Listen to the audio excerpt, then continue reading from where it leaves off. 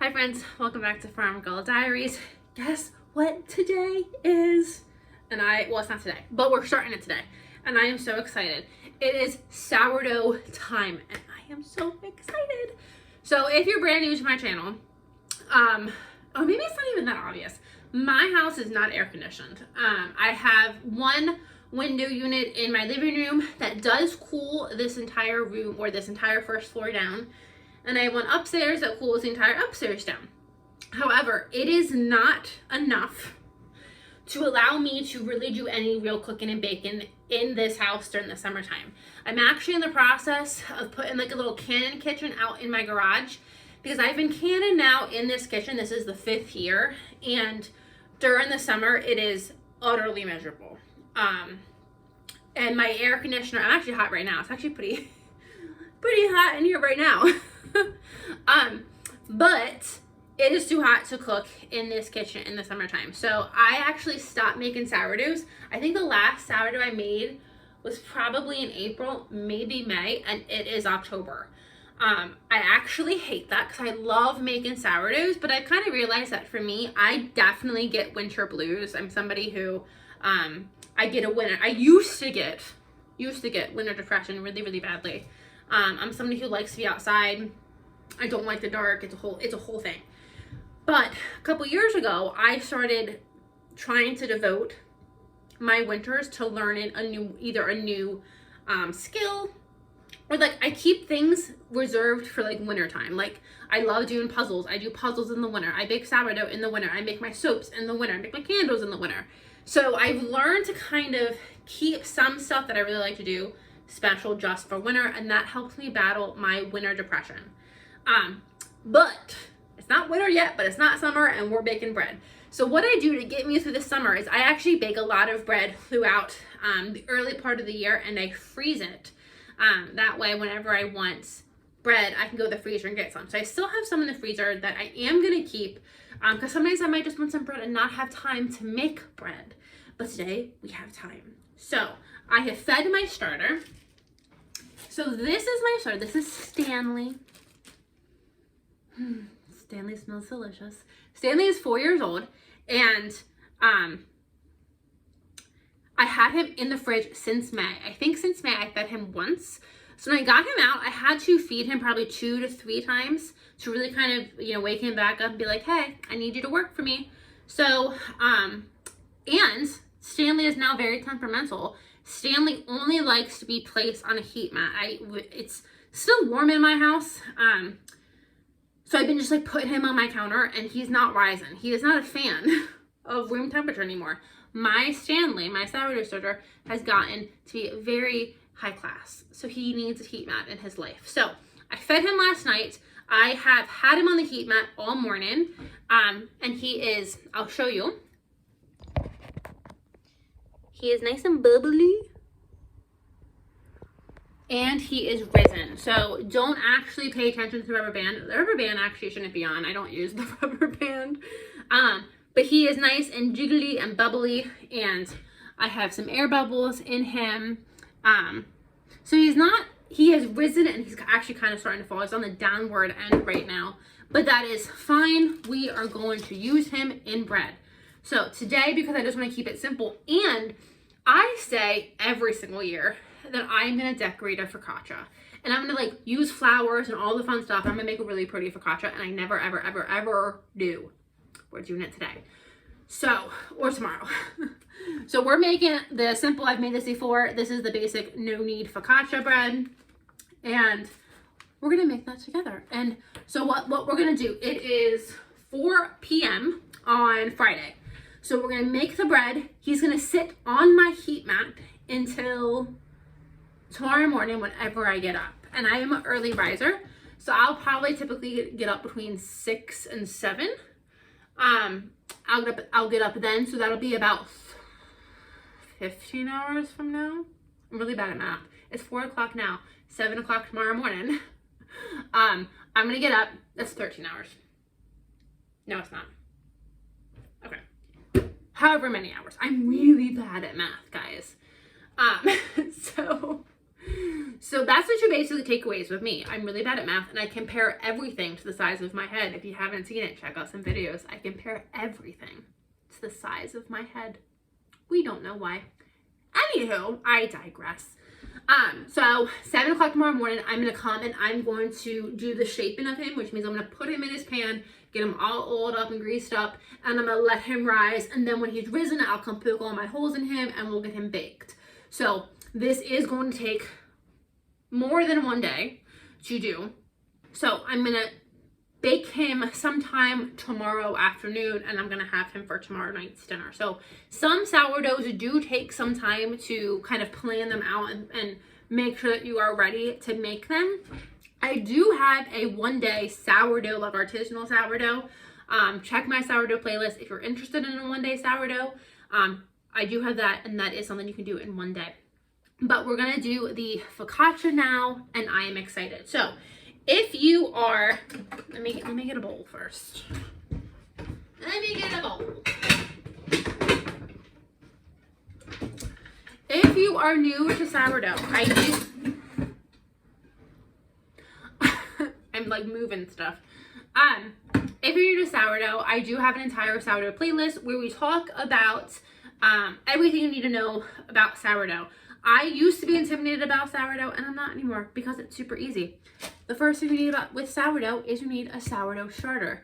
I have a video on how I made my sourdough starter, but if you are, I want to make sourdough right now, go buy one. There's a whole bunch of places you can buy one. If you're going to go online, if you're not going to go somewhere local and buy one local, if you're going to go online, I would recommend Whisper and Willow, Jill from Whisper and Willow. I'm always a fan of supporting local rather than, well, you know, home, rather than supporting the big companies like Amazon and all that stuff. So I recommend try to find somebody that's selling their own sourdough starter before you go buy one from the big box stores or something like Amazon. So sourdough starter is really easy. It takes about 7 to 10 days to make from scratch. So sourdough is you're capturing the wild yeast, and instead of using yeast to rise your bread, you're capturing wild yeast with unbleached flour. So bleached flour bleaches everything out of it. The unbleached flour, you still have kind of those microorganisms in it. By making a sourdough starter, you capture those wild yeast, and that's how we rise our bread. So I don't use any yeast in any of my breads at this point. Everything I do, from breads to pancakes to waffles to cookies, crackers, it's all with my sourdough. You can adjust the level of sourness that you get based on how hungry your sourdough starter is. So typically I like to feed my starter. He will double. That's how you know you have a healthy starter. He will double in size, and I typically use him around that peak point. You can let him fall. You can use him hungry, but that's just going to change your level of sourness. So you just got to kind of play with your own recipes. Try to see what you and your family enjoy. But like I said, he has just peaked, and it's kind of on the downward edge. So it's going to be a little bit more sour this time, but it's funny. I actually took a sourdough to a dinner. This was a year ago now, and I can't taste the sourdough anymore. Like, to me, it's just bread. And if you would put regular bread and sourdough in front of me, I cannot tell a difference. And I just think it's funny. I'm just so used to it at this point. And apparently the sourdough was really sour, and there was one person that did not like it, and like, it's too sour, and I couldn't taste it anymore. So if you eat a lot of sourdough, you will lose the ability to tell how sour it is.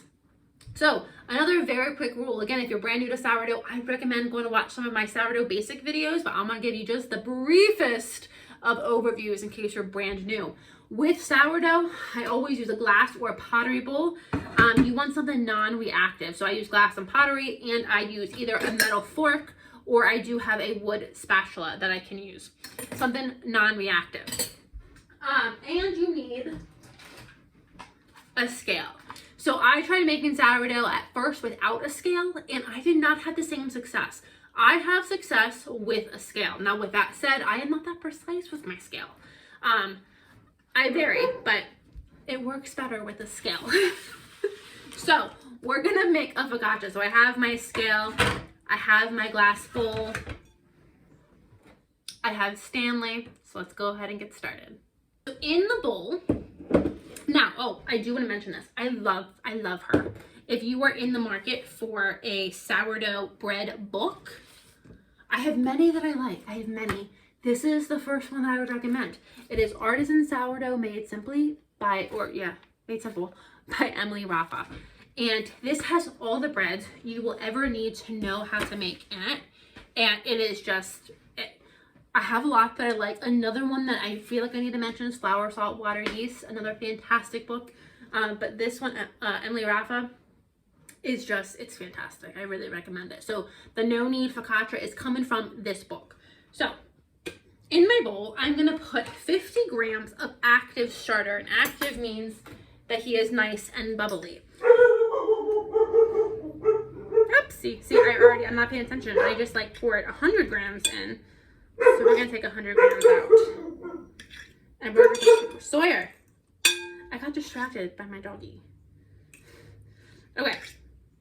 So I'm at 64 grams, and that's okay. See, I don't really measure. So the things that you need to learn with sourdough is sometimes when it's hungry, it wants more flour. Sometimes when it's not as hungry, it doesn't need as much flour. It's science, but it's science you can play with. So 50-ish grams of active sourdough starters. Now, what you can do, what you are recommended to do is to feed Stanley, feed him and put him in your place that you keep him. I typically keep him in the fridge. I, however, fed him last night. He's still within his active rise and fall phase. So I'm going to put him in the fridge right now directly like this. I'm not going to refeed him. When I want to go reuse him, I'll pull him out of the fridge, let him come up to room temperature, then feed, then start the whole process. So typically, if it's like a Monday and I know I want to bake on Tuesday, or I want to start sourdough on Tuesday, I'll get him out Monday before I go to work. I come home on Monday night, I feed him, and then Tuesday I can start the whole process of doing the things with him. Okay, so into my bowl of Stanley, I need 375 grams of cold water. Now, they also tell you to use distilled water. I don't use distilled water. I use city water, and it has never failed me.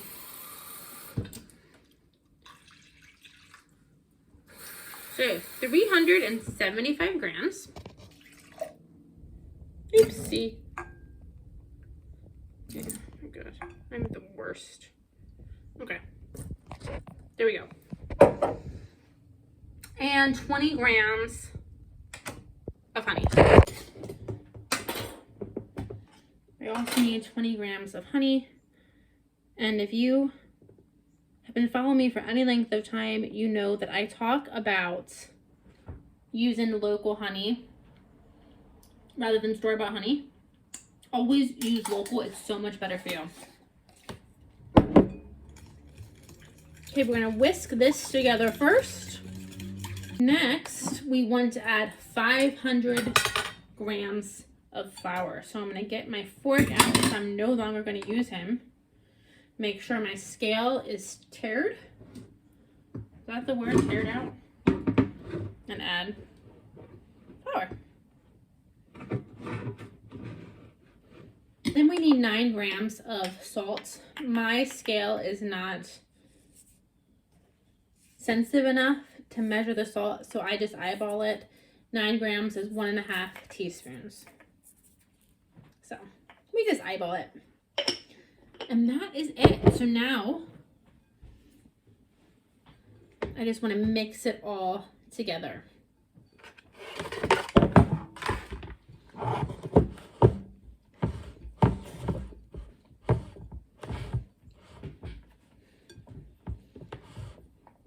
I think the mixing of bread is so fun. Now my hand, very messy. But kneading bread is something that is so relaxing to me, and I just love it. So my bowl's making a lot of noise.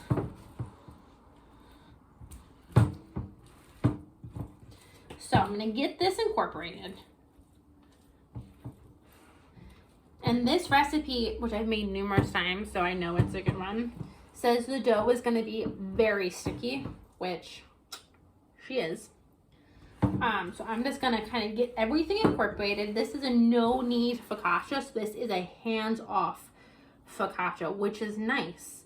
So if you're a busy mom or dad, you have a lot going on, or you just don't feel like kneading, it's not the day that you want to do that, this is the recipe. So I've got it all kneaded. I'm washing my hands now.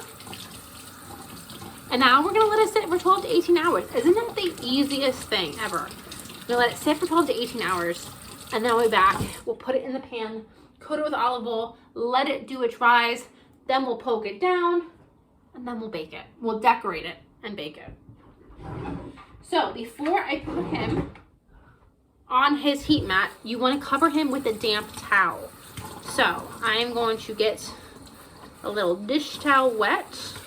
And because it's October and Halloween, I'm using a little fall dish towel. Gotta be festive, right? So I'm gonna use a little festive dish towel. I'm gonna cover him. And you want the dish towel to be wet because you don't want him to dry out.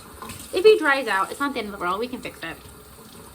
But I'm gonna cover him now, and then before I go to bed, I'll come wet this again to make sure it's nice and wet.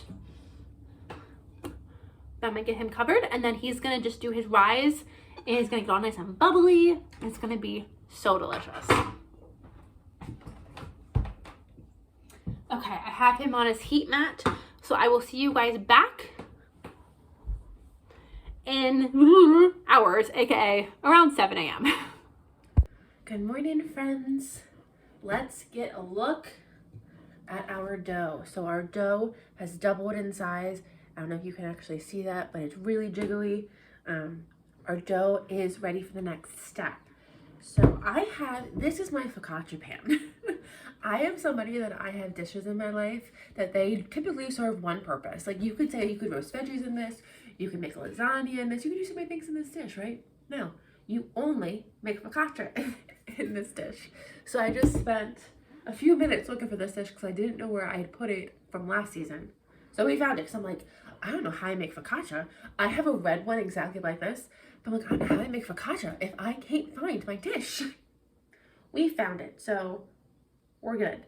So I'm gonna take some olive oil, and today I'm just using regular olive oil, but you can do flavored olive oils. I've done a garlic flavored olive oil.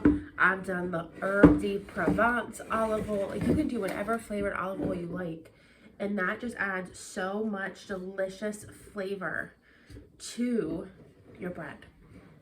So I'm taking the olive oil and I'm really rubbing it around this pan. I really want it to be coated very well. So I've got the sides really nice and lubricated. I'm now gonna add just a little bit more olive oil. Maybe. My container is almost empty. I always have backups, but it's too early in the morning. I haven't had my coffee yet, so I don't feel like filling that back up yet. So I'm just gonna add a little bit more olive oil and kind of run it around the bottom of my pan. So focaccia dough is incredibly sticky and it will stick very easily. So I like to be incredibly loose with my olive oil so that I don't have a sticky mess. So I'm just gonna pour it now into my bowl.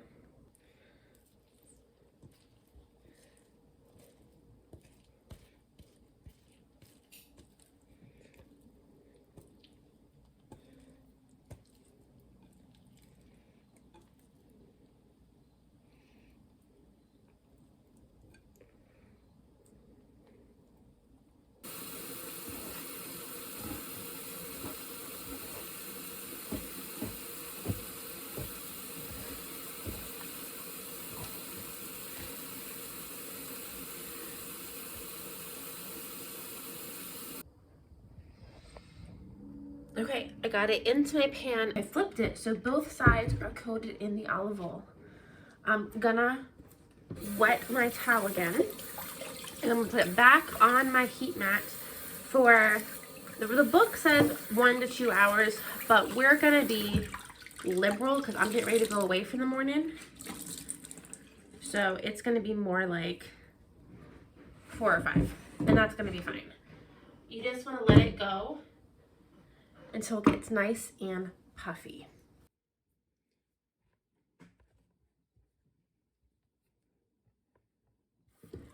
Okay, friends, you know how I made a big deal about how I had to find my focaccia pan and I only make focaccia in one pan? Well, that is true, but I forgot one of the problems that I have with my focaccia. My focaccia typically stays pretty thin, so when I go to poke it, my fingers don't go down too much. They probably go down to like the first knuckle, and that's it. So I'm wondering if the pan that I use is just too big, so my focaccia is being spread too thin, and then it's just never gonna get as big as it should.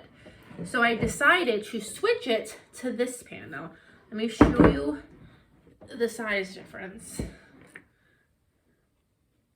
It's a decent, I have them over top of each other. So it's a decent size difference. So this bread has been resting for about 3 to 4 hours. So I'm just, and it's ready to poke. But I want to see if I can get a thicker focaccia if I use a smaller pan, which I should be able to. So I've got this pan and I've oiled it. And I'm going to move my bread into this pan without making too much of a mess.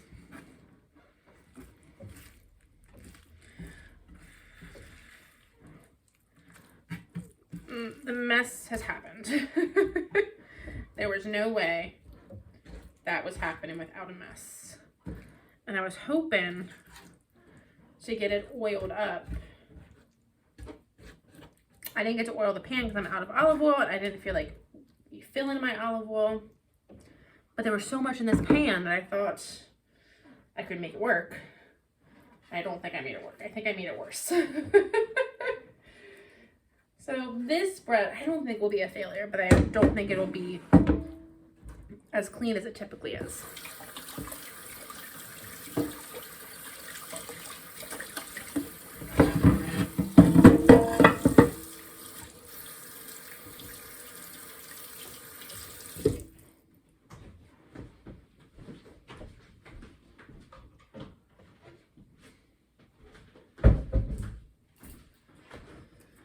Okay, got a new bottle of olive oil, and I'm gonna add this olive oil into the pan, coat the bread with it again, and see if I can't prevent some sticking of the bread into this dish.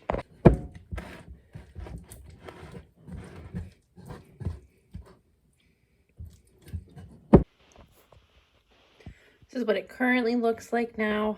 And it needs to rise again because you can see I'm touching the bottom right now.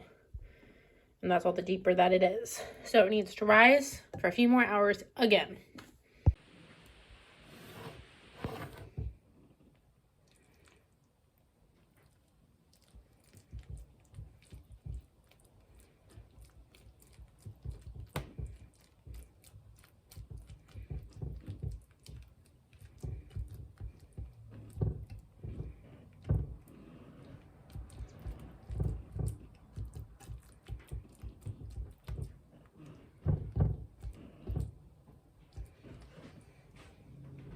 Before I start decorating, I like to go for some flavor.